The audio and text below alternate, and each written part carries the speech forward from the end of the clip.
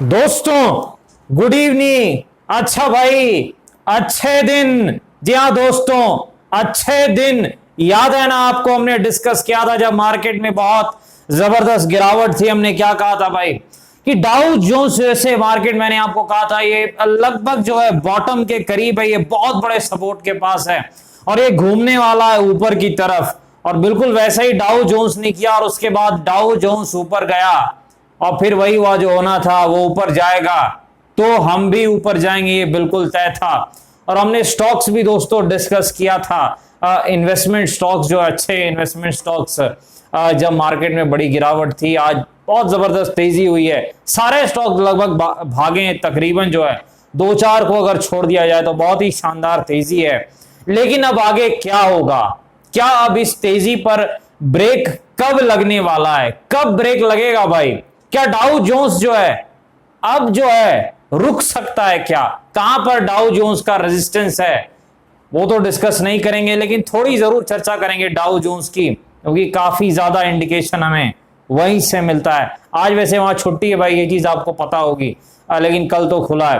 दोस्तों डिस्कस करेंगे Nifty, bank Nifty और स्टॉक्स के एनालिसिस करने का प्रयास करेंगे। स्वागत है आपका आपके अपने चैनल टीके मनी में। मेरा नाम है Dhruvan, SM certified in equity derivatives में। जो नए लोग हैं टेलीग्राम चैनल पर आ सकते हैं, टीके मनी सर्च कर सकते हैं। जी हाँ दोस्तों, टेलीग्राम ऐप पर आप टीके मनी सर्च करके आ सकते हैं। चलिए चर्चा की शुरुआत करते हैं। सबसे पहले सबसे इंपॉर्टेंट मार्केट यानी निफ्टी। देखिए डाउ जोन्स जैसे मार्केट आपको पता है रॉकेट बना हुआ था और डाउ फ्यूचर्स भी रॉकेट बन गए, तो इसको कहते हैं भाई बिल्कुल तड़का लग गया भाई। गजब की दाल थी और साथ में तड़का लग गया तो बस हो गई भाई, पार्टी हो गई बिल्कुल। हमारे मार्केट में एक बहुत ही शानदार तेजी देखने को मिली है। Small cap, mid cap, Nifty, हर जगह जो है एक अच्छी तेजी देखने को मिली है कहीं ना कहीं जो है। लेकिन अब आगे क्या होगा? देखिए सबसे पहले जो है विक्स कहां पर है? विक्स नीचे आया भाई, विक्स नीचे आया। इतनी बड़ी तेजी के कारण विक्स में जो है वॉलेटिलिटी में गिरावट देखने को मिली है।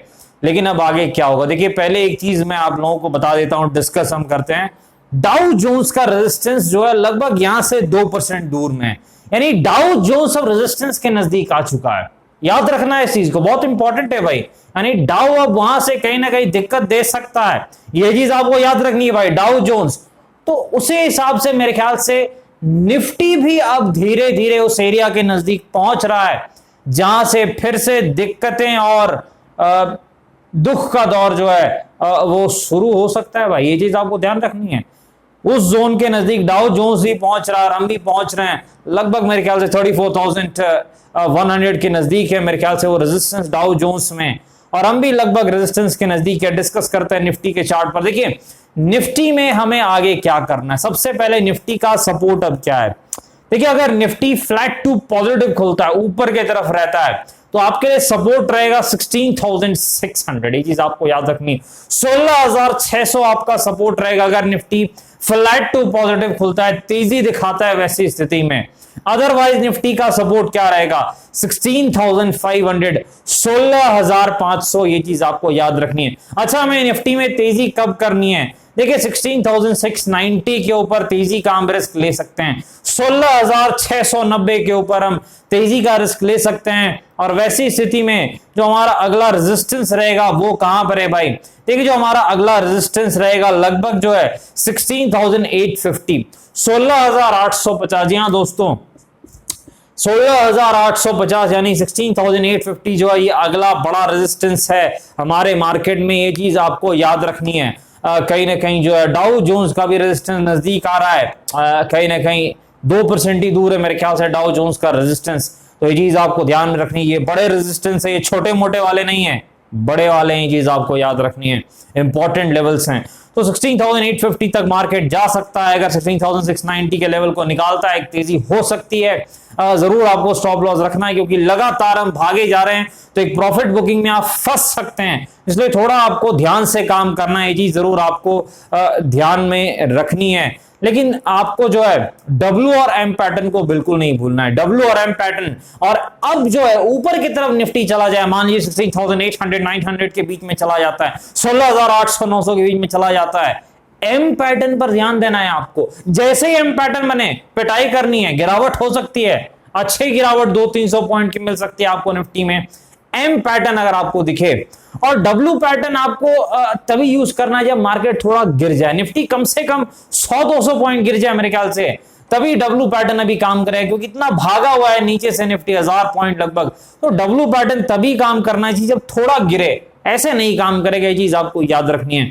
चलिए चलते हैं दोस्तों, यहां पर जो है निफ्टी बैंक के पास अंडर परफॉर्म किया है भाई। निफ्टी बैंक का परफॉर्मेंस आज सबसे खराब रहा है बाकी सारे के मुकाबले अगर देखा जाए तो, लेकिन निफ्टी बैंक ने अच्छा भी किया है भाई। पिछले 3 दिनों से बहुत ही आउट परफॉर्म कर रहा था निफ्टी बैंक, तो हिसाब बराबर हुआ है। क्रूड ऑयल एक कारण है जो हमने डिस्कस किया था, 120 के ऊपर चल रहा है भाई, ध्यान रखना है उस पर, बहुत इंपॉर्टेंट है भाई। क्रूड ऑयल बहुत ज्यादा इंपॉर्टेंट है, पार्टी में जो है कहीं ना कहीं रंग में भंग डाल सकता है क्रूड ऑयल, ये चीज आपको याद रखनी है। अब देखिए निफ्टी बैंक में हमें तेजी तभी करनी है जब निफ्टी बैंक कम से कम 36,050 के ऊपर निकले। 36,000 के ऊपर ही हमें निफ्टी बैंक में तेजी पर ध्यान देना है, ये चीज आपको याद रखनी है। और वैसी स्थिति में निफ्टी बैंक का जो अगला रेजिस्टेंस रहेगा, चलिए चार्ट पर देखते हैं क्या रहेगा वो अगला रेजिस्टेंस। वैसी स्थिति में लगभग जो है 36,600, 36,500 से 36,600 जो है अगला रेजिस्टेंस रहेगा निफ्टी बैंक में। अगर तेजी होती है 36,050 के ऊपर निफ्टी बैंक निकलता है, वैसी स्थिति में निफ्टी बैंक में सपोर्ट कहां पर है, 35,400 के आसपास लगभग जो है निफ्टी बैंक का सपोर्ट है, ये चीज आपको ध्यान में रखनी है। डब्ल्यू और एम पैटर्न स्ट्रेटजी यहां भी यूज होती है और यहां भी आपको जो है यूज करनी है हर बार की तरह। बस स्टॉप लॉस थोड़ा सा आपको जो है बड़ा रखना है 70 पॉइंट का, और टारगेट भी यहां पर 300 प्लस पॉइंट का रखना है। चलिए चलते दोस्तों स्टॉक्स के पास। सबसे पहले लाल पैथलैब भाई, बहुत जबरदस्त यहां पर तेजी निचले स्तर से आई थी, बड़ी गिरावट के बाद, वन वे गिरावट थी, और मैंने खरीदा भी था लाल पैथलैब को, और एक अच्छा बाउंस बैक निचले स्तर से देखने को मिला है कहीं ना कहीं जो है, लेकिन फिर से गिरावट हो रही है। तो अब लाल पैथलैब का सपोर्ट कहां पर है, 1850, 1850 डॉक्टर लाल पैथलैब का सपोर्ट है, ये चीज आपको याद रखनी है। और लगभग 2350 के आसपास इसका रेजिस्टेंस है।